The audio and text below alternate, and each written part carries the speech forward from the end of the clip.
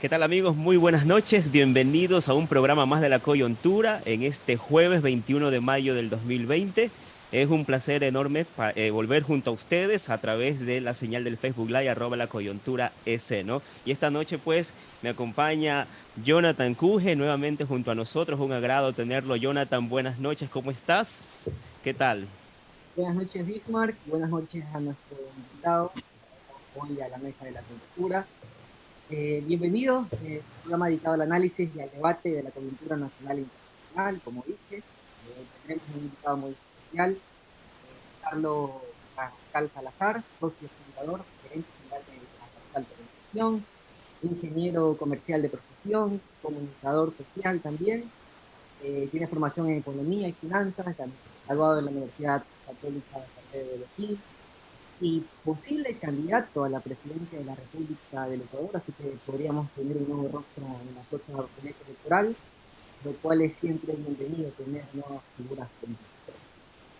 Por supuesto que sí, ¿no? Un invitado de lujo esta noche junto a nosotros y para la coyuntura es un agrado tenerlo. Carlos, buenas noches, bienvenido. Muchísimas gracias por aceptar nuestra invitación y por supuesto por ser parte de esta mesa de diálogo, análisis y por supuesto también información.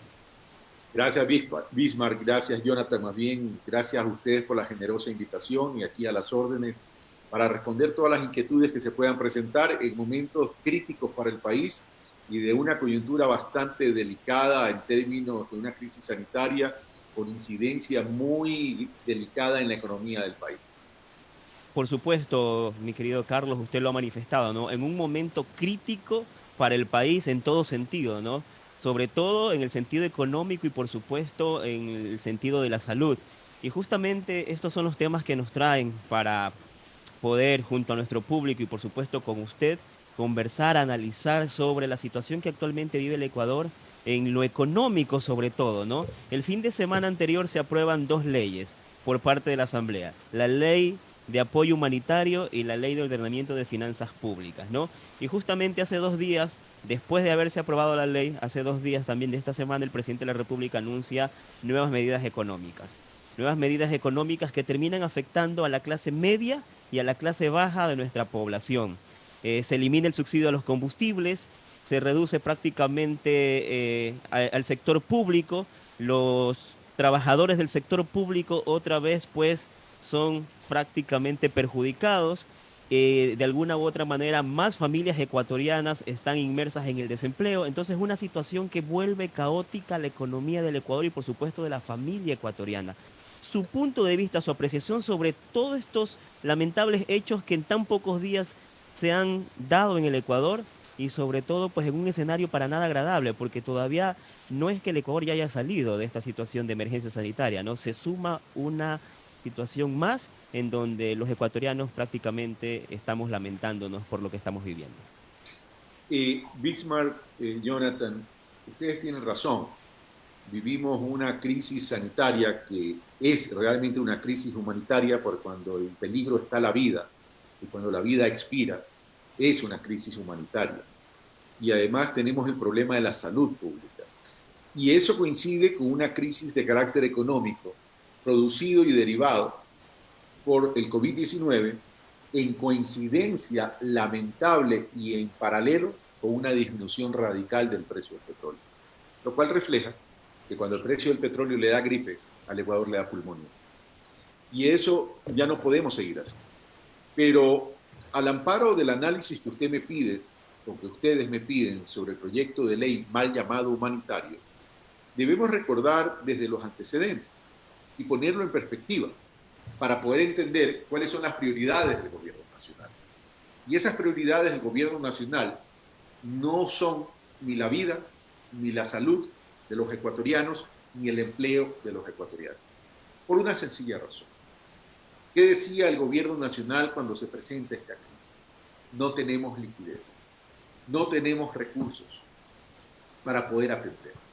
Pero nos vamos dando cuenta en el momento que comienza a evolucionar y desarrollarse la crisis, que el gobierno nacional nos estaba mintiendo, que el gobierno nacional no estaba asignando los recursos para atender la crisis. Después nos dimos el por qué y el para qué. Nos enteramos de esto en la comunicación de renuncia de la ex ministra de Salud, que dice, me voy porque hay interferencia de personas que no saben de salud pública y me voy fundamentalmente porque no nos asignaron los recursos para atender la crisis. Y eso sumado a una disminución en el presupuesto de salud pública, en los presupuestos de inversión del 36% en los últimos 3 años, entonces ya nos dábamos cuenta, y nos íbamos dando cuenta, de que es un gobierno que no le importa al Estado como un rol protagónico para la construcción de una sociedad de bienestar, una sociedad que garantice los derechos fundamentales de los ciudadanos y ciudadanas. Pero luego de 2 días o 3 días que renuncia la ministra de Salud, nos enteramos, por boca del mismo gobierno, a través del ministro de Economía y Finanzas, que van a pagar la deuda externa, dijeron, en 340 millones de dólares, para que lleguen al Ecuador 2.000 millones de dólares. Resulta que no llegaron los 2.000 millones de dólares, pero tampoco es que pagaron 340 millones, pagaron 1.600 millones. Primero nos mintieron, después nos dimos cuenta que pagaron 711 y Diario El Expreso publica que no fueron 711, sino 1.600 millones de dólares. Comencemos por ahí. Eran dineros que se requerían para atender la crisis. Recordemos que en el arranque de la crisis sanitaria y humanitaria, ¿qué pasaba? No teníamos equipo de protección personal para los operadores de salud, no teníamos ni siquiera mascarillas, no teníamos los test de prueba y no teníamos ni siquiera los equipos de respiración asistida.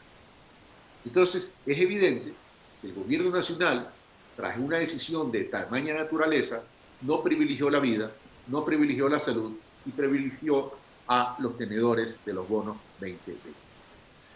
Un país que no tiene liquidez le dice a sus acreedores, señores, no es que no te quiera pagar, no te puedo pagar. Y no te puedo pagar porque por medio está la vida de mis compatriotas. Y por tanto, al no pagarte, te planteo una reestructuración, tal como lo ha hecho Argentina. Y tan es así que el Ecuador se está yendo en contravía de lo que está haciendo el mundo, que el propio Fondo Monetario Internacional, el propio Banco Mundial, el propio Banco Interamericano de Desarrollo, los propios países miembros del G20 y del G7 dicen no es el momento de pagar la deuda. Es el momento de recurrir a esos fondos para poder atender la vida de la humanidad. Pero entonces uno se pregunta, ¿por qué ha hecho esto el Ecuador? ¿Por qué ha hecho esto el gobierno? Y la única respuesta que uno puede encontrar es que hay intereses comprometidos con el pago de la deuda. Porque adicionalmente la pagan a valor nominal cuando la hubieran podido pagar, aunque no la debieron haber pagado, pero aunque la hubieran podido pagar a precio de mercado que estaban en el orden del 35%. Entonces ahí uno ve y concluye, este gobierno no es solidario con su gente.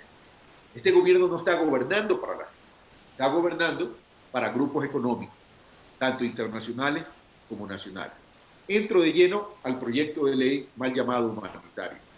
Recordemos, Bismarck y Jonathan, que tal como estaba originalmente el proyecto, ¿qué establecía? Establecía una tabla que ellos le llamaban de contribución, ¿sí? Que realmente eran impuestos, y que era para estimar una recaudación tributaria de 1.200 millones de dólares. Pero ¿qué dijo el presidente de la República? Dijo, los que más tienen van a transferir a los que menos tienen. Dicho así, sonaba justo. Pero resulta que cuando conocemos la tabla, ¿qué pasaba? El 79% de la recaudación provenía ¿de quién? De los trabajadores. De los trabajadores. Y el 21% de empresas cuyas utilidades hubieran estado por encima de $1 millón y se le aplicaba una tasa del 5%, por una única vez. Pero resulta que tal fue la presión ciudadana y del sector empresarial que el gobierno dijo, he escuchado a todo el mundo y voy a retirar ese artículo de la tabla de contribuciones. ¿Perfecto? ¿Ok? Uno dice, se sensibilizó frente a la presión. ¿Pero qué resulta? Resulta que le introduce al proyecto de ley una reforma laboral que precariza el trabajo, que establece mecanismos de flexibilización, que reduce la jornada laboral y que reduce el salario hasta un 50%. Pero uno también pudiese decir, si bien es muy drástica la medida, bueno, estamos en crisis, mientras dure la crisis todos vamos a arrimar el hombro. Pero ¿dónde está la trampa? La trampa está en que en esa misma disposición legal, que ya está aprobada por la Asamblea y que probablemente se está esperando la ratificación del presidente de la República, dice que esta medida y este ajuste, esta precarización, esta flexibilización, esta reducción de la jornada laboral y salarial, se puede extender hasta 2 años, con la posibilidad de renovarse durante 2 años adicionales, es decir, 4 años. Entonces ya no estamos hablando de la crisis, estamos hablando simplemente de una precarización con el objetivo de bajar la estructura de costos a pretexto de competitividad. Y eso es inconstitucional. ¿Y por qué es inconstitucional? Porque el artículo 60, el artículo 327 de la Constitución de la República así lo establece. El artículo 327 de la Constitución de la República prohíbe la precarización, la flexibilización, el pago por hora. Es un atentado entonces contra los derechos de los trabajadores, es un atentado contra el derecho del ser humano y como bien dices tú, Bismarck, se está afectando a la clase vulnerable y a la clase trabajadora de la clase media. Pero esto trae 2 efectos además contundentes. El uno en términos de economía y el otro en términos de presupuestos familiares.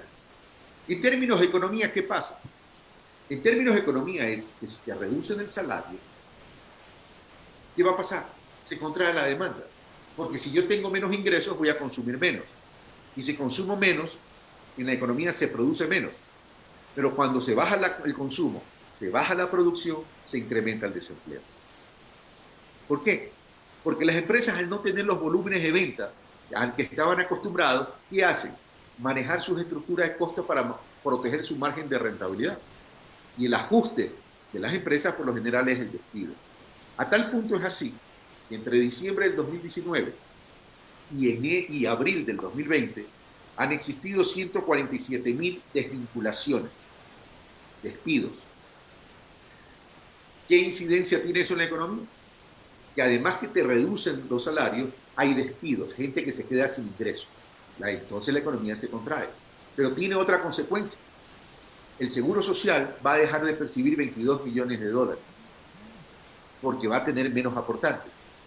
Y eso va a crear un problema de liquidez en la seguridad social y que estos, como viene acompañado además que el gobierno no está cumpliendo con aquello que prometió y restituyó, que es el 40% para los aportes de las jubilaciones, entonces también va a crear un déficit actuarial mayor. Es decir, está complicado. El gobierno no está mirando estos temas de forma integral, porque la economía tiene que ver con lo social. Pero el otro efecto que yo le decía tiene que ver con los presupuestos familiares. Si a ti, Jonathan, te bajan un 50% de ingresos, de tus ingresos, y tú tienes tu vida organizada, tienes tu vida planificada, seguramente a lo mejor compraste tu casa y estás pagando el dividendo hipotecario, seguramente adquiriste un carro y estás pagando la cuota mensual del carro. Siendo joven, a lo mejor dices, yo prefiero tener una educación privada particular en la universidad y estás pagando la matrícula y la pensión. Pero ya no vas a tener 50% de tus ingresos. Por tanto, vas a caer en mora. No vas a poder pagar el dividendo de tu casa, no vas a pagar la cuota de tu carro, no vas a poder pagar a lo mejor la universidad particular en la que estás. Entonces, ¿qué le están diciendo al trabajador? Entrego mi casa, porque no te puedo pagar. Entrego el carro, porque no te puedo, vengan y quítenme eso. Pero cuando tú caes en mora, hay un problema que te genera en la vida. Es que te incluyen y te registran en la central de riesgo, con lo cual te liquidan civil, comercial y financieramente. Cuando el gobierno nacional lo que debió haber hecho es, como la cadena de producción y de pagos en el mundo se rompió, se suspendió, también entonces uno está prohibido despedir gente. ¿Sí? Yo, Estado, debía haber hecho que asumo un porcentaje de los sueldos y salarios de los trabajadores con la condición que no se despida a nadie. ¿Sí? Y así, como yo, empresa, no puedo producir, no puedo vender, no puedo facturar, no puedo cobrar y no puedo pagar, entonces Aquí se suspenden los pagos y los cobros. Y cuando pase la crisis, entramos en un proceso de reestructuración de las deudas de los ciudadanos y de las micro, pequeñas y medianas empresas, que son las más vulnerables dentro del tema de la producción y dentro del tema empresarial, pero a reestructurar deudas, pero con una condición o con una decisión firme de política económica y de medidas económicas. Decirle a la banca, a través de una resolución de la Junta de Regulación Monetaria y Finanzas, me disminuyen la tasa de interés. Y me disminuyen la tasa de interés por una sencilla razón. Porque en una economía dolarizada y en crisis, no me pueden cobrar 13, 14, 15, 16, 17, 18%. Eso no es contribuir a la solución de la crisis. Me disminuyen la tasa, como hizo Colombia y Perú, al 4, al 6%, y reestructuran obligatoriamente las deudas de todo el mundo con un plazo de gracia, un periodo de gracia a plazos largos y a una tasa del 4 al 6%. Porque de esa manera, yo bajo, al bajar la tasa de interés, bajo el costo financiero y puedo tener viabilidad en el pago de esa deuda y no me voy a asfixiar. Pero al no hacer eso, en vez de estar construyendo una sociedad de bienestar, el gobierno nacional lo que está construyendo es una sociedad de esclavos financieros. Entonces, por un lado, no libera recursos de la deuda, no disminuye la tasa de interés, no prohíbe los despidos, ¿verdad? Y atenta entonces ¿contra qué? Contra la estabilidad de las familias ecuatorianas. Por supuesto que sí, ¿no? Usted lo ha dicho, ingeniero, ¿no? Y prácticamente se evidencia que con la ley mal llamada humanitaria, efectivamente, el gobierno lo que está haciendo es seguir las indicaciones, la receta del Fondo Monetario Internacional, más no contribuir a ayudar a las familias ecuatorianas en una época, pues, que se lo necesita.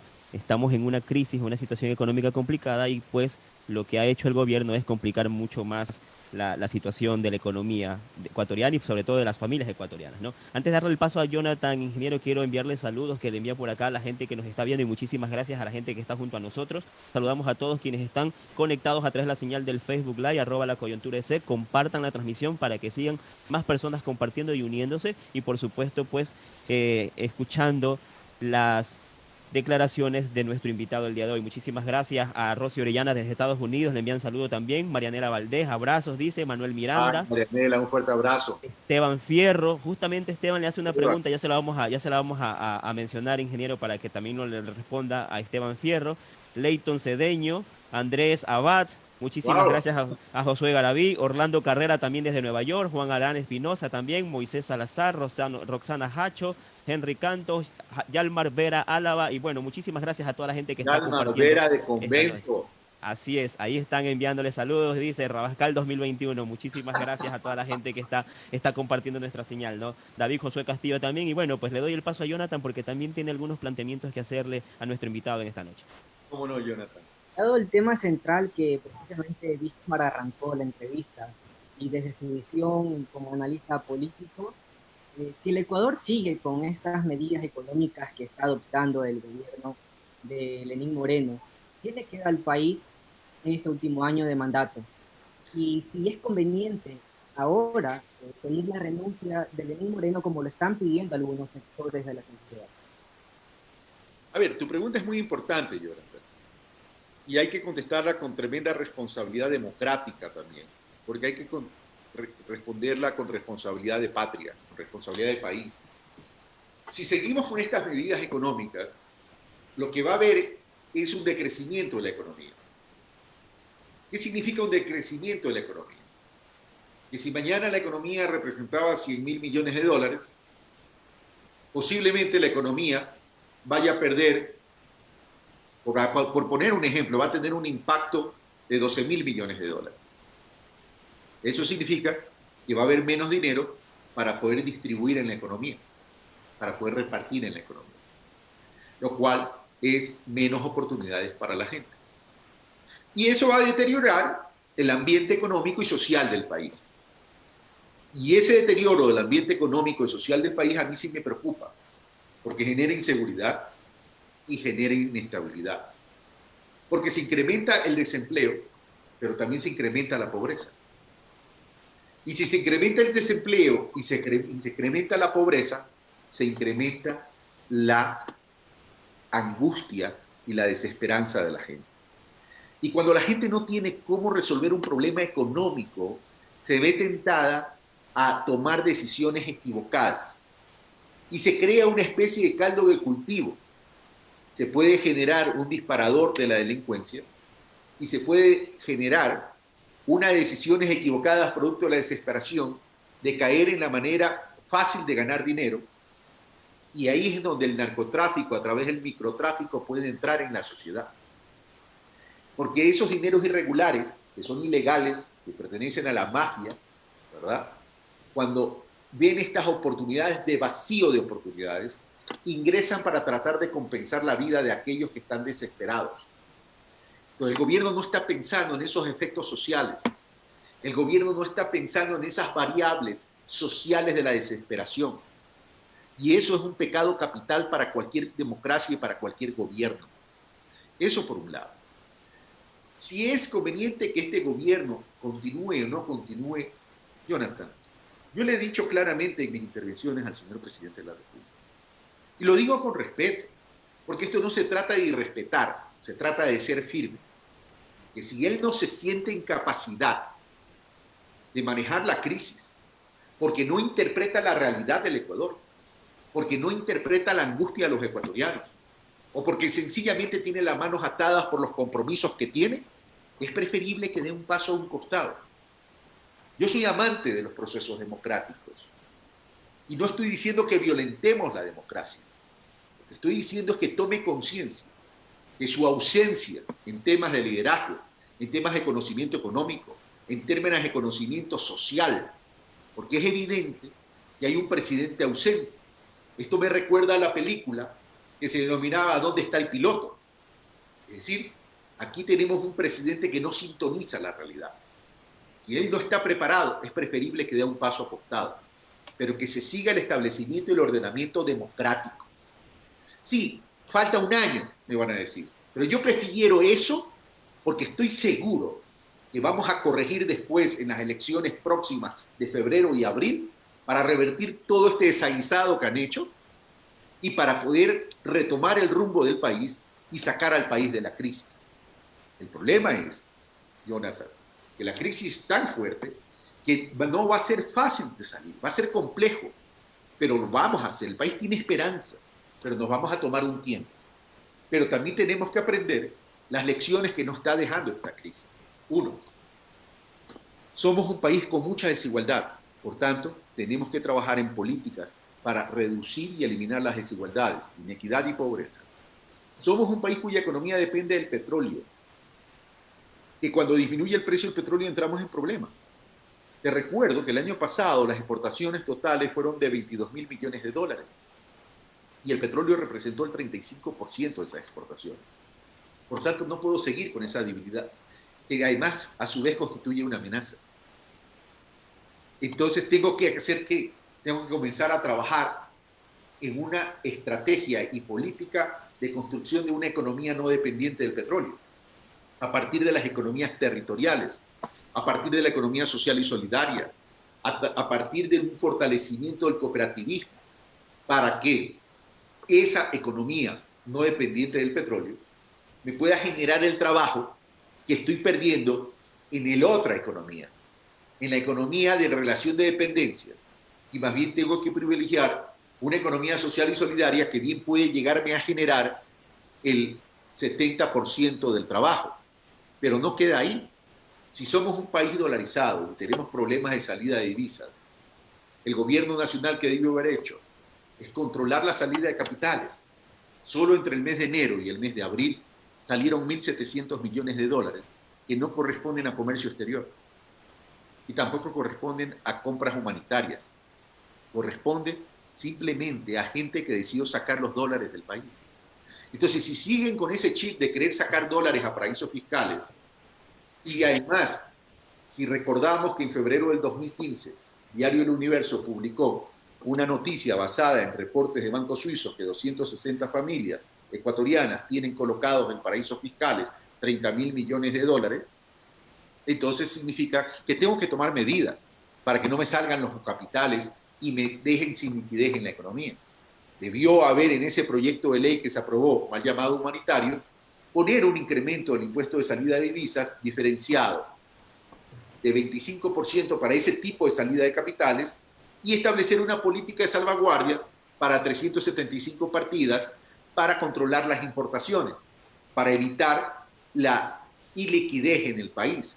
Y con esa política de salvaguardias de 375 partidas hubiéramos recaudado 400 millones de dólares en estimación conservadora, ya que en la época del terremoto, que se aplicó la misma política arancelaria, se recaudó 700 millones de dólares. Entonces, si se habían pagado 1.600 de las deudas externas, más los 400 millones de políticas de salvaguardia, que hubiéramos tenido ya 2.000 millones para poder atender la crisis y poder atender la economía. Pero adicionalmente, el gobierno nacional refleja su sesgo ideológico neoliberal cuando ni siquiera establece un impuesto a los 270 grupos económicos cuyo patrimonio está por encima del $1 billón. Si yo multiplico, queridos amigos, $1 billón por 270 grupos económicos, el resultado es 43.000 millones de dólares. El 1% de impuesto hubiera significado 435 millones. Si ya teníamos 2.000, más los 435, tendríamos 2.435 millones de dólares. Que ya con eso nos hubiéramos podido defender en algo para atender la crisis a tiempo, de forma oportuna, e inyectar dinero en la economía ecuatoriana para proteger el empleo. Y adicionalmente, liberar al Banco Central para que el Banco Central pueda otorgar crédito al gobierno nacional por unos 5.000 millones de dólares para que pueda generar esa protección, vida, salud, empleo, producción. Algunos dicen, pero es que estamos dolarizados, ¿cómo vas a sobregirar el Banco Central? A ver, es que no han entendido, parece, que estamos viviendo una crisis humanitaria y eso rompe los paradigmas. Y esos 5.000 millones tranquilamente se puede establecer un cronograma de pagos en el largo plazo entre los 5 o 8 años, como lo están haciendo los otros países. En vez de endeudarme en el exterior, donde no me puedo endeudar, me endeudo internamente. Y de esa manera tengo capital. Y por último, acceder a los fondos de los multilaterales, que igual iban a venir y que no guardan relación con la deuda de los bonos 2020. Pero, ¿se acuerdan que estábamos en 2.400 millones? Este gobierno anuncia que en agosto va a pagar 800 millones de dólares más por concepto de intereses. O sea, que de remate sigue pagando la deuda, no la suspende. Y nos dicen que van a ahorrar 1.300 millones por reestructuración, cuando ni siquiera han entrado en el proceso de reestructuración. Entonces, es un gobierno de la mentira. Es un gobierno nada sensible.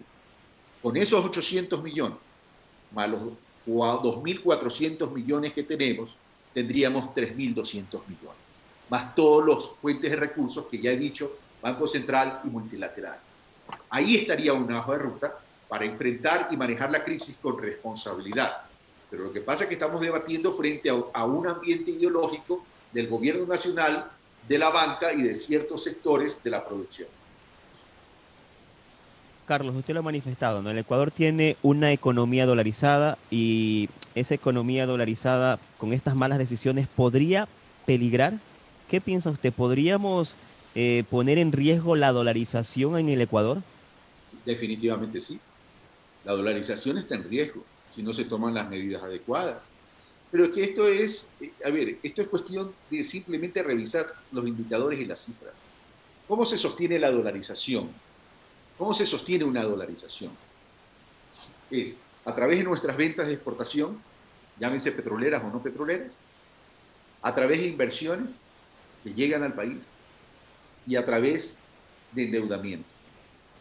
No hay más fuentes para proteger la dolarización. Son las tres fuentes que pueden llegar al país como recursos frescos, es decir, dólares adicionales a los que ya tenemos. ¿Sí? Entonces, si es que el déficit comercial de la balanza petrolera, ¿qué significa un déficit comercial de la balanza petrolera?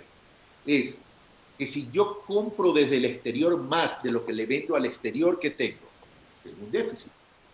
Si yo vendo 5, pero compro 10, ¿qué tengo? Un resultado negativo de menos 5.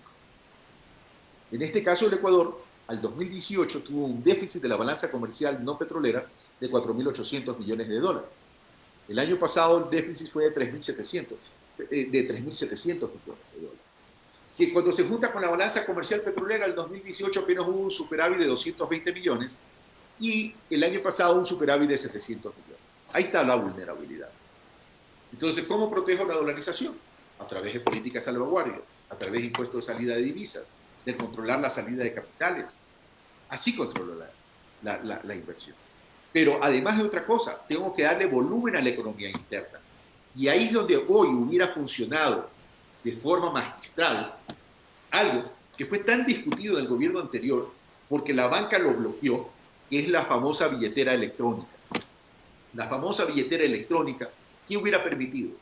Acelerar la rotación de dinero de forma electrónica, de forma digital, con lo cual utilizábamos menos físico, que significaba también menos costos de utilización, pero a su vez, al rotar el dinero a mayor velocidad, incentivábamos el nivel de transacciones y dinamizábamos en algo la economía, podía compensar en algo. Pero hoy, la banca todavía sigue con el proyecto, no lo ha activado y ni siquiera ha profundizado la cobertura. Entonces, estamos viendo que el país se los ha estado neutralizando en función de los intereses económicos de ciertos grupos o en función de una visión ideológica que es nada solidaria con la sociedad ecuatoriana. Hace un momento mencionaba, o en una entrevista también ha mencionado que el gobierno de Lenín Moreno es un modelo neoliberal. Y me gustaría leerle unos pequeños párrafos de un artículo de Arturo Pérez Reverte, que le escribió en el año 98, y habla un poco acerca de la economía global. Dice, usted no lo sabe, pero depende de ellos. Usted no los reconoce ni se los cruzará en su vida. Pero ellos tienen en las manos, en la agenda electrónica, en la tecla Enter del computador, el futuro del dispositivo. Usted no tiene nada que ver con ellos, porque es empleado de una tienda o cajera de un supermercado. Ellos estudiaron en Harvard e hicieron un máster en Tokio, o al revés, van por las mañanas a la bolsa de Madrid o a la de Wall Street. Y dicen en inglés cosas como capital management y habla de fondos de alto riesgo, de acuerdos económicos salvajes, como quien comenta el partido de Barcelona-Madrid. Y concluye, eso es lo que viene, me temo. Nadie perdonará un duro de la deuda externa de países pobres, pero nunca faltarán fondos para tapar agujeros, especuladores y canallas que juegan a la ruleta rusa en cabezas ajenas. Un artículo escrito en el año 98. Mi pregunta va en torno a estas élites económicas globales que a cambio de financiamiento imponen ciertas políticas económicas al Estado. ¿Qué otros métodos de financiamiento hay para buscar en el extranjero que no conlleve siempre a ir al FMI, que termina al fin y al cabo imponiendo las medidas que nos han impuesto el día de hoy, que la termina pagando el trabajador, que la termina pagando la clase obrera y la clase baja? Como en toda crisis, la termina pagando la clase vulnerable, la clase obrera y la clase media. El artículo que tú acabas de leer es del año 98, un año antes de la crisis económica financiera del Ecuador. Un año antes. El autor plantea una realidad que se está dando en este momento en el mundo, un choque de trenes ideológicos. El modelo corporativo del capital financiero especulativo que vive de la renta, que no se incorpora en la economía real de la producción y de los servicios generadoras de empleo, sino que subsiste y vive de la especulación financiera, es decir, de la renta que genera ese capital que está simplemente en los mercados de capitales, en las bolsas de valores internacionales, etcétera, etcétera. Cuando necesitamos la economía es cuando necesitamos los recursos en la economía real. Porque ¿cuál es el problema de una sociedad? Es el trabajo. Si yo no genero trabajo para una sociedad, no hay ingresos. Y si la gente no tiene ingresos, entonces no puede vivir, no puede construir una vida de bienestar, no puede satisfacer sus necesidades familiares básicas y fundamentales. Hoy el mundo debe aprender esta lección que se está presentando. Porque, por ejemplo, hoy el mundo, sobre todo los países emergentes, van a tener que verse hacia adentro. El verse hacia adentro, ¿qué significa? Es que a través de esa economía interna no dependiente del petróleo, vamos a tener que generar un crecimiento endógeno, un crecimiento interno. Es obvio que vamos a necesitar de exportaciones, eso es obvio y evidente, pero esas exportaciones, cuando se vayan a reactivar, se van a reactivar lentamente, lentamente. Entonces tenemos que cuidar y tenemos que incentivar o incrementar los niveles de producción en el Ecuador para generar más empleo. Pero ahí vienen las decisiones que se debe tomar, que debe tomar un estadista, que debe tomar los líderes políticos. Es decir, ¿de qué sirven los acuerdos comerciales no inteligentes? Que en este momento se está discutiendo en el Ecuador el acuerdo con la Alianza del Pacífico, donde vamos a estar invadidos de productos de la Asia del Pacífico, que van a ser mucho más baratos que los nuestros, ¿verdad? Pero ¿qué va a pasar? Se va a destruir el sector agropecuario ecuatoriano, se va a destruir el sector industrial ecuatoriano y en consecuencia se va a destruir el empleo nacional. Porque cada vez que tú compres ese volumen de importaciones, estás generando empleo ¿dónde? Afuera, en el exterior, cuando lo tienes que generar acá. Cuando Donald Trump en su campaña presidencial, personaje nada simpático para mí, en su campaña presidencial dijo, voy a proteger el agro, voy a proteger la industria estadounidense para garantizar el empleo americano. Todo el mundo aplaudió. Pero cuando lo dices aquí, ¿qué te dicen? Te ponen adjetivos calificativos, te dicen comunista, te dicen socialista, que no tiene nada de malo, por cierto, cada uno tiene derecho de pensar como quiere, pero te tratan de crear una etiqueta discriminatoria, diciendo simplemente eres un loco más de la izquierda. Y no se están dando cuenta que el mundo cambió, que esta crisis lo que ha determinado que esas globalizaciones abiertas van a recambiar la manera de pensar de los países, incluso de los países desarrollados, incluso de los países desarrollados. Fuentes de recursos, las podemos generar internamente también. Evidente, lo que ya no podemos seguir haciendo es seguir sosteniendo la dolarización vía deuda, porque eso va a llegar un momento que nos va a explotar en la cara. Entonces tenemos que comenzar a trabajar también de forma inteligente. Me disculpan que me agache, pero me estoy quedando sin batería y tengo que conectar el computador. Por ejemplo, llegó el momento también que Latinoamérica comience a pensar de una forma distinta y que comience a pensar en conceptos de una verdadera integración regional, ya no desde la óptica ideológica, sino la óptica de desarrollo. Pero comenzar a implementar microproyectos o proyectos específicos de integración dentro de una agenda de integración a largo plazo con un plan estratégico, ¿para qué? Para poder establecer oportunidades de tener fuentes de financiamiento. Por ejemplo, el Banco del Sur hubiera sido un banco estratégico para no tener que recurrir al Fondo Monetario Internacional, para no tener que poner los dólares de Latinoamérica en Estados Unidos o en Europa. ¿Sí? Eso nos hubiera podido dar la capacidad de financiamiento interno dentro de la región. Pero adicionalmente, nos hubiera podido generar una oportunidad inmensa ¿en qué? En poder repatriar esos dineros que están en los paraísos fiscales y darle ciertas alternativas a esas personas que prefieren sacar el dinero, que lo coloquen en el Banco del Sur, por decirte, liderado por países fuertes como Brasil, por decirte algo, que le dé tranquilidad y esos dineros que se los traen de los paraísos fiscales con ciertos incentivos colocados en la región latinoamericana, hubieran podido servir ¿para qué? Para incorporarlo en el círculo de la economía real latinoamericana, que respetando la simetría, hubiéramos podido desarrollar muchos proyectos en términos de investigación, innovación en ciencia y tecnología y en modelos de producción y en la industrialización de la Latinoamérica para agregarle valor a los productos. Esa es la visión a la que tenemos que comenzar, de la que tenemos que comenzar a conversar. Esa es la visión, que si queremos entender que Latinoamérica tiene que salir al desarrollo y Ecuador enancado en esa integración regional, es la única oportunidad que podamos fortalecernos como región e ir saliendo adelante. Porque el coletazo de esta crisis para los países pequeños como los nuestros, si no articulamos dentro de un bloque fuerte, va a ser bien complicado y nos va a tomar bastante plazo, bastante tiempo salir de la crisis. Pero para eso se requiere madurez política.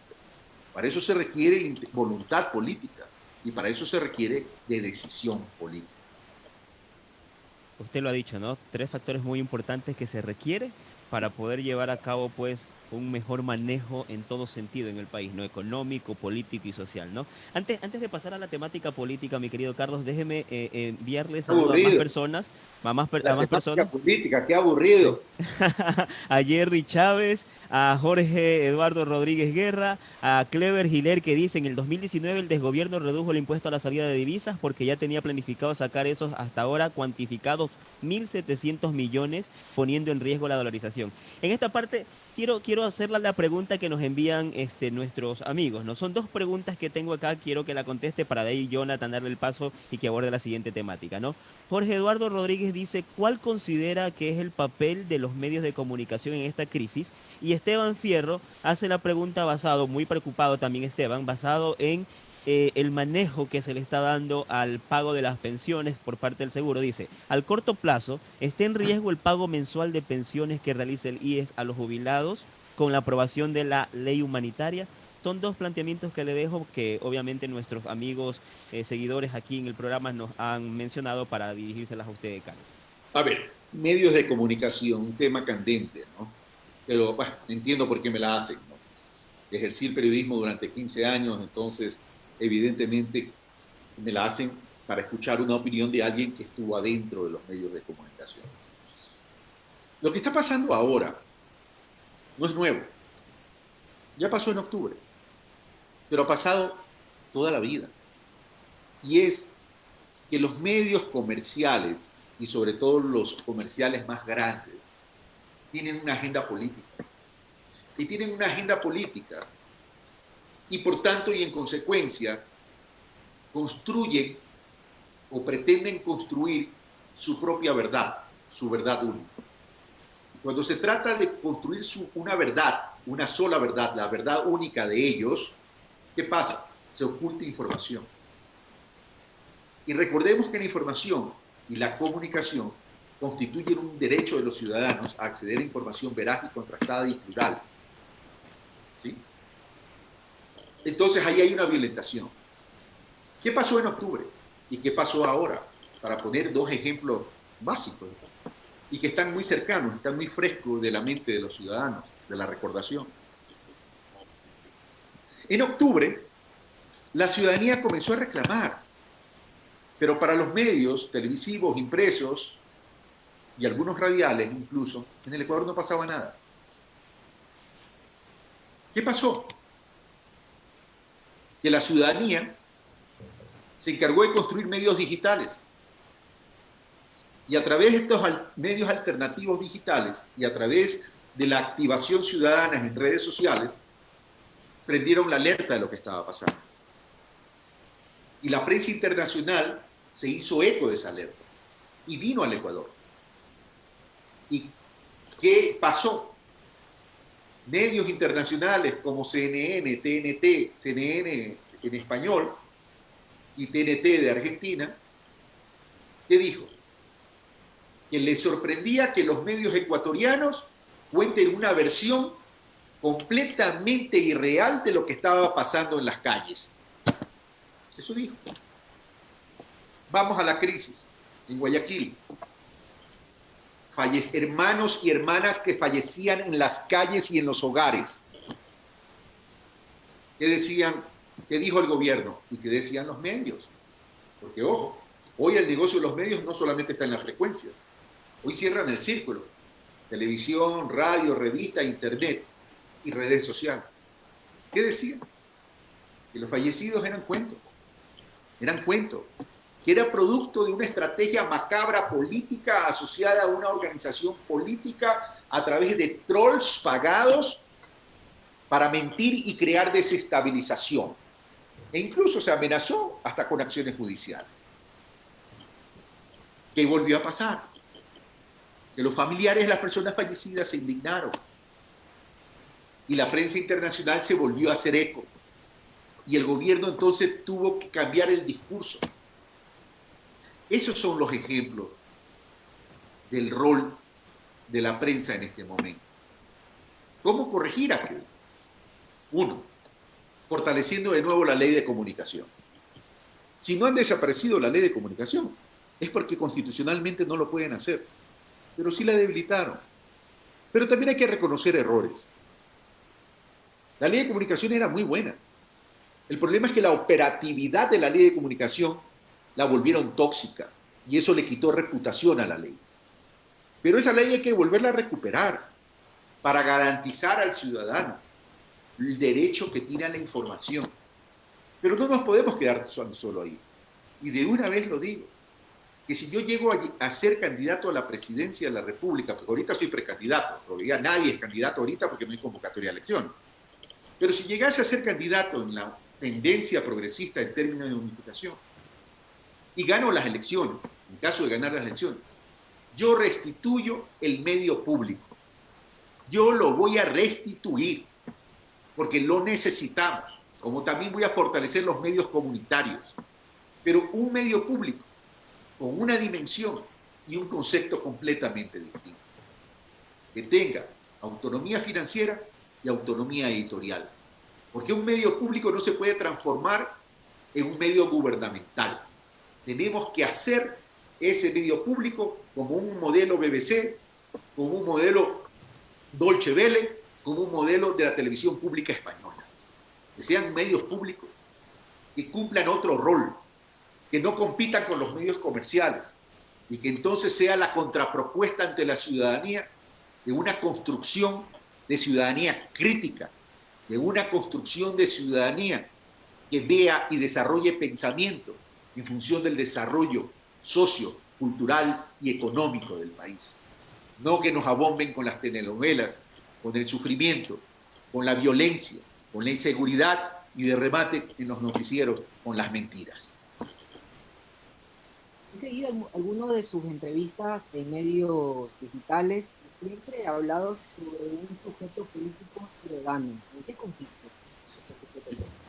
Jonathan, has hecho la tarea y me encanta. Me encanta porque veo un joven comprometido con un verdadero periodismo. Eso es, investigar a quien vas a entrevistar, investigar su pensamiento, investigar incluso sus declaraciones para ver qué contradictorias y coherentes son con su propio pensamiento. Eso es fundamental. Sujeto político ciudadano, ¿qué significa? Yo no estoy hablando de sujetos políticos electorales que tienen derecho también. Sujeto político ciudadano significa un sujeto con atributos y valores democráticos. Sujeto político ciudadano con atributos y valores democráticos significa un sujeto que sea ciudadano crítico en función de no solamente quedarse en el análisis crítico, sino también en la propuesta de alternativas de solución. Un ciudadano empoderado desde la construcción de su propia comunidad, que es la comunidad en democracia. Nace desde la familia, va al barrio, va a la parroquia, va al cantón, va a la provincia y va al país. Ese es el sujeto político ciudadano. Un sujeto político ciudadano que se preocupe por establecer cómo cuidar a esa comunidad desde la planificación y desde la solución a las principales necesidades. Establecer un liderazgo democrático y ciudadano desde el barrio para decir, señores, ¿por qué no trabajamos en presupuestos participativos con los municipios a efecto de nosotros poder ser protagonistas de nuestro propio desarrollo? Yo tengo 59 años. Yo crecí en un barrio, en Guayaquil, en la calle Juan Montalvo y Boyacá. Ahí crecí yo. Yo jugué fútbol en la calle. Con 2 piedritas tapaba, ahí como arco tapaba. Sé lo que es la construcción de un tejido social. Y eran tejidos sociales que tenían varios estratos, pero se entrelazaban. Pero yo detesto la urbanización de los tejidos sociales porque nos distancian, nos hacen desconocidos, no nos hacen solidarios. Entonces tenemos que volver a ese concepto de comunidad donde nacieron los sujetos ciudadanos, los sujetos políticos ciudadanos con causa social. Eso nos hace falta, esa causa social, ese pensamiento social, porque la economía termina siendo un instrumento para manejar la vida, para mejorar, no manejar, mejorar la vida de los seres humanos, que es el sujeto político ciudadano. El sujeto político ciudadano es el que debe manejar las herramientas, no las herramientas al ser humano. Y por eso es fundamental entonces la participación ciudadana, un activismo en la ciudadanía, un activismo en la construcción de comunidad. Ya no hay espacio para las individualidades. Tenemos que trabajar en equipo, Jonathan.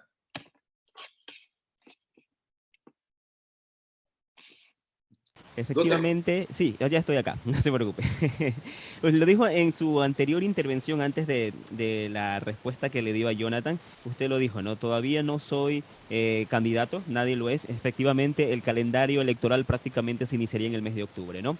Y de ahí pues seguiría el proceso de inscripción de candidaturas, pues, y estaríamos entre enero y febrero, pues, antes de la elección, ha sido una campaña electoral. Quisiéramos saber cómo sería un posible gobierno de Carlos Rabascal.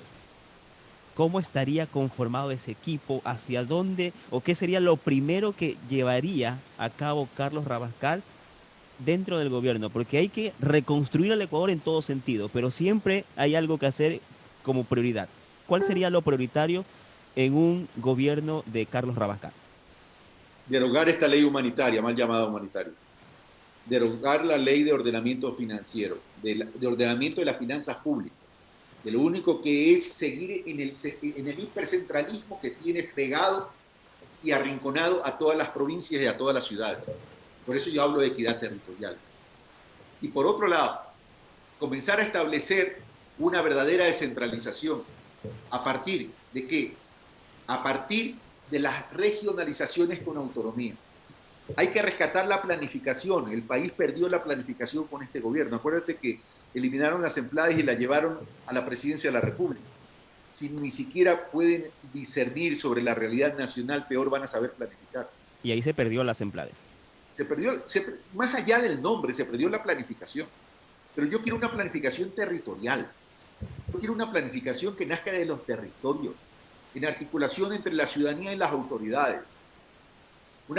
Una regionalización con autonomía financiera, de planificación financiera económica y legislativa territorial al amparo de un solo Estado. Yo voy a trabajar mucho en eso. Eso a lo mejor no se puede lograr en 4 años, porque se requieren muchas reformas legales. Y para los que quieren simpatizar conmigo y mi proyecto, que es un proyecto progresista, de una vez les digo, no basta ganar la presidencia, sino tener la mayoría en la asamblea, porque si no, no se va a poder hacer cosas, ¿verdad?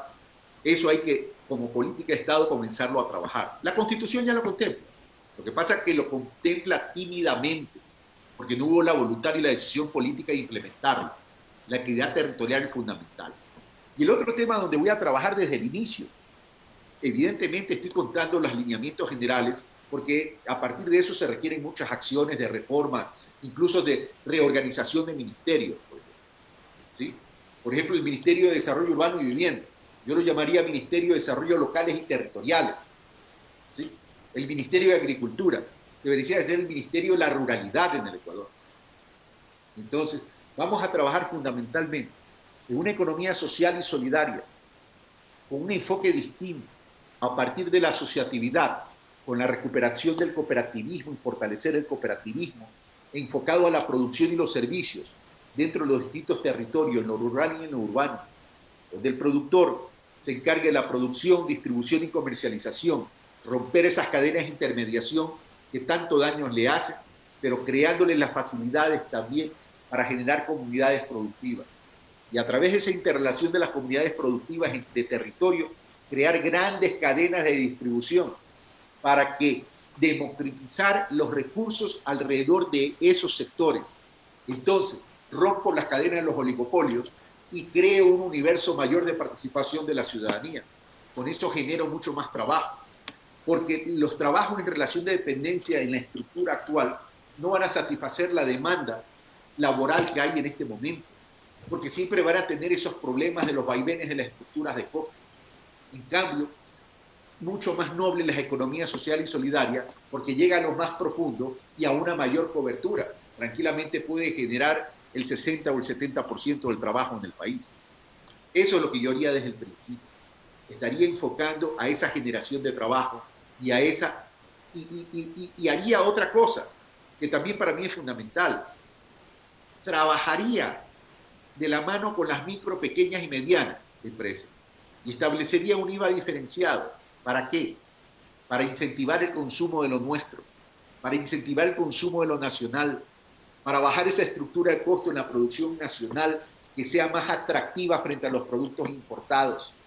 Es más, no digo que lo voy a hacer, pero sí lo estoy pensando seriamente. Si tener un IVA diferenciado del 5 o 6% para la producción nacional, o a lo mejor incluso una base cero para lo que es determinados productos de lo nacional. A eso voy a apuntar, porque mi responsabilidad es darles trabajo a los ecuatorianos. Para ir finalizando, porque ya se nos acaba el tiempo. Y yo que quería hablar 2 horas más, Jonathan. No, desde ya Carlos lo comprometemos, ¿ah? Cuando ya sea candidato, para que esté acá, que La Coyuntura sea uno de los primeros medios digitales que usted visite para seguir conversando más sobre su programa de trabajo. Espero que ya pueda ser presencial también, ¿no? Ah, no, por supuesto, claro que sí, Porque definitivamente. ahorita sí, bueno, hay que respetar el aislamiento, ¿no? Sí, por Pero bueno, supuesto. Jonas.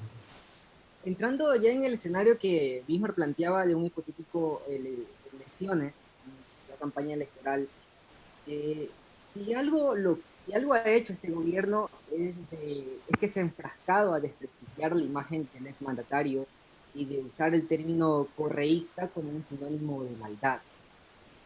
Y usted, en entrevistas que he visto, eh, se considera como progresista, que ya lo mencionó, y ha hablado de construir sobre lo construido.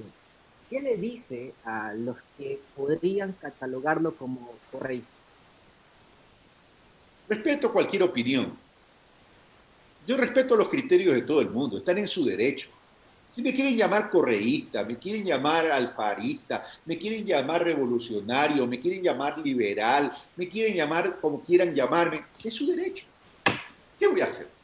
Mira, mi querido Jonathan, a mis 59 años de edad, mi querido amigo, yo no permito que nada ni nadie me distraiga de los objetivos. Yo me enfoco en los objetivos. Yo me enfoco en que para que haya un buen futuro, tengo que tener un buen presente. Que digan lo que digan. Mi responsabilidad es con la patria, con la gente, y por eso asumí un compromiso, con la convicción de mis ideales y con el amor que tengo por mi Ecuador. Yo no voy a permitir que me distraigan. Yo tengo una sola línea. Yo no soy de aquellos que miran para atrás, que tienen una enorme tortícolis mirando al pasado. No quiero caer en aquella figura de la sociedad del retrovisor, mirando por el espejo para atrás. No, no, no, no. Así que digan lo que digan, me van conociendo, me van a conocer. Durante 15 años que fui un personaje público porque hice periodismo político y de opinión, me caractericé por tocar y tratar temas estructurales, porque soy consciente que el Ecuador, si sigue de coyuntura en coyuntura, va a seguir en problemas. Para cambiar la coyuntura, tenemos que cambiar la estructura. Así que, mi querido amigo, yo prefiero motivar a mis compatriotas a decirles que en momentos de crisis, por más que tengas clavos, vidrios en la calle, hay que caminar sobre ellos, porque en momentos de crisis es donde se forja el carácter y la oportunidad, el carácter y la personalidad de una nación. Así que yo los invito a conquistar todos los días la libertad. La libertad es como la vida, mi querido joven, como la vida, que solo la merecen aquellos que saben conquistarla todos los días. Eso es lo que les puedo decir. Soy Carlos Rabascal, precandidato a la presidencia de la República, que plantea la unificación del progresismo no por el poder, sino para recuperar el bienestar de las familias ecuatorianas. Muy bien.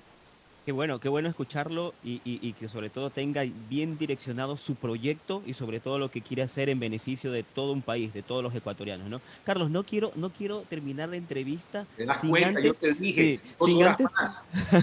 sin antes topar un tema que siempre creo que va a ser parte fundamental de una campaña electoral, ¿no? Y sobre todo tomando en consideración que ha sido parte, inclusive ayer hizo una cadena con este tema el presidente de la República, como ha sido el caso de la corrupción en el Ecuador. La cirugía mayor es otra de las tantas deudas pendientes por parte de este gobierno, ¿verdad?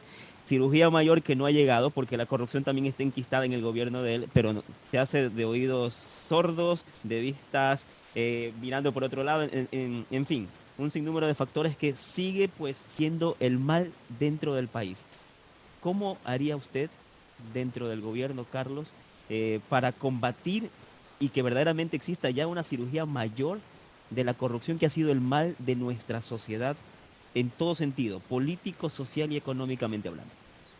¿Cómo no va a fracasar la cirugía mayor contra la corrupción? Pues, si de pronto será por los sobreprecios en los bisturí, sobre los precios en los guantes, los sobreprecios en las mascarillas, los sobreprecios en los equipos, los sobreprecios en todos los insumos y equipos de la salud pública.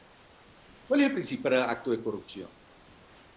Es entregar los hospitales como cuota política. Ahí nace todo. Ahí nace todo. Entonces no me pueden hablar de cirugía mayor contra la corrupción si estás entregando los hospitales como se entregó en el pasado, las aduanas en los 70, 80 y 90. No se puede jugar con la salud pública, no se puede jugar con la vida. Entonces seamos francos. Ahí está la génesis de la corrupción en el tema de la salud pública. Creer y caer en esa cultura política, la mermelada. Te voy repartiendo el pan y yo te lo unto. Yo necesito tu apoyo y tú me pides el hospital. Yo necesito tu apoyo y tú me pides el Ministerio de Educación. Yo necesito tu apoyo y me pides la aduana. Conmigo no funciona esa política, la mermelada. Por tanto, comencemos por ahí. Segundo, ¿cómo poder neutralizar por lo menos esta corrupción imperante en la contratación pública? Primero tenemos que reconocer aquí dos cosas. Hay un corrupto y quien lo incide a ser corrupto, corruptor, público y privado. Entonces, lo primero que hay que hacer es reformar el Sistema Nacional de Contratación Pública. Reformar la Ley de Contratación Pública para eliminar todos los espacios que faciliten o puedan facilitar la corrupción, como la contratación directa, como restituir el informe previo de Contraloría. Y adicionalmente, establecer procesos de transparencia para que todo ciudadano, a través de estas herramientas digitales que hay a través del Internet, tengamos acceso a toda la información de la contratación pública nacional y descentralizada, donde, por ejemplo, se establezca adicionalmente un banco de contratistas del sector público, directos e indirectos. Es decir, todo aquel que tenga relación con la contratación pública tiene que estar en un catastro. Llámese si contrata directamente o es proveedor de un contratista para el contrato para el cual va a ejecutar. Donde se establezca que, además de los datos generales, etcétera, de la persona natural o de las empresas jurídicas que están involucradas en la contratación pública, se establezca, uno, quiénes son sus accionistas, cuál es su capital financiero, cuál es su estructura y situación financiera, cuáles son los contratos que ha tenido con el sector público y el sector privado para poder evaluar la experiencia que tienen ellos en relación a esa especialidad, qué capacidad de ejecución tiene en función de su infraestructura, qué tipo de equipo, maquinaria tienen, si son propias o son alquiladas por lo general. Y adicionalmente a eso, qué récord de cumplimiento tienen en los contratos distintos del sector público y del sector privado para poder establecer la seriedad del contratista y de los proveedores. Pero por otro lado, también poder establecer la publicación de los contratos, donde se pueda ver los precios unitarios, en los que es obra, pues evidentemente, los precios unitarios de cada uno de los rubros, y poderlos comparar, esos precios unitarios en cada uno de los rubros, con los precios en los mercados nacionales e internacionales, para poder analizar si existe una distorsión en esos rubros. Y por otro lado, poder establecer mecanismos de ampliación de los contratos bien regulados y establecer observatorios ciudadanos especializados para que le hagan un acompañamiento a todo esto. Pero también establecer la trazabilidad del dinero de la contratación pública a través de la emisión de facturas electrónicas, tanto para los contratistas directos como para los proveedores de esos contratistas, donde cada factura para poder pagar a algún proveedor, ese contratista tendrá que relacionarlo con los rubros del contrato. De esa manera vamos a saber ¿Para qué se pagó? ¿A quién se le pagó? Si ese a quién se le pagó está registrado en el catastro o no está registrado en el catastro. Y de esa manera, en una articulación, contratante, servicio de renta interna, unidad de lavado de activos, superintendencia de bancos, superintendencia de compañía, sistema financiero nacional, contraloría, pero una verdadera contraloría, fiscalía, pudiésemos articular para hacer esos seguimientos y prender las alertas cuando se puedan presentar estos temas. Hoy los sistemas de control han fallado. Están mejor el periodismo de investigación que ha señalado dónde estaban los sobreprecios, cuando deberían ser los organismos de control los que prevengan todo esto. Muy bien, Carlos. Son Bueno, ideas, pues son propuestas, ¿no? por supuesto que sí, y muy buenas propuestas, interesantes propuestas que inclusive, pues como les dije, ya desde ya lo comprometemos para más adelante, cuando ya inicie todo este proceso de campaña, poderlo volver a tener, como usted decía, ojalá ya en nuestra radio, y pues seguir conociendo un poco más de la propuesta de Carlos Rabascal rumbo a las elecciones 2021, por el momento precandidato a la presidencia de la República, y bueno, pues no, esperemos pues seguir conociendo mucho más de esa propuesta. Jonathan, te doy paso para la despedida también y agradecerle de antemano a Carlos por haber aceptado nuestra invitación. Esperamos que no sea ni la primera ni la última. A toda la gente que ha estado con nosotros también, muchísimas gracias a todas las personas que se han comunicado, han enviado sus preguntas, también han enviado saludos. Bueno, a toda la gente que ha estado pendiente de la coyuntura, pendiente que el día domingo regresamos con más Dios mediante a través de esta señal. Jonathan. Yo te quería seguir preguntando. Gracias a los que nos vieron por este Facebook Live. Estuvimos hoy con Carlos Rabascal, como dijo Carlos también, candidato para la presidencia de la República del Ecuador. Así que gracias por verlo, gracias Carlos, gracias mismo por invitarme. Un fuerte abrazo a ustedes dos y a través de ustedes a todos los ecuatorianos y ecuatorianas. A recuperar el país, que tenemos mucho que hacer y ya no hay cómo perder el tiempo. Además, el tiempo está escaso y ese tiempo que se pierde ya no se lo recupera. Está en nosotros. Fuerte abrazo. Que viva el Ecuador.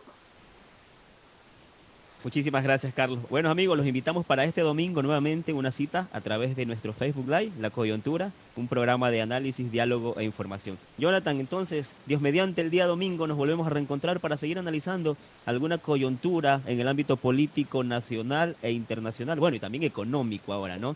La situación lo amerita y bueno, pues creo que la gente tiene que seguir mostrando un protagonismo, un espacio crítico, reflexivo y qué importante pues nosotros colaborar a través de la coyuntura. Así es. Nuevamente gracias, Iván, por invitarme a la coyuntura, como en los viejos tiempos. Como en los viejos tiempos, claro que sí. Y esperemos que se siga repitiendo. Así que pilas, Jonathan, para este domingo. Así va a ser, así va a ser. Gracias a los que nos vieron en Facebook Live. Por supuesto que sí. Se quedaron algunas preguntas en los comentarios.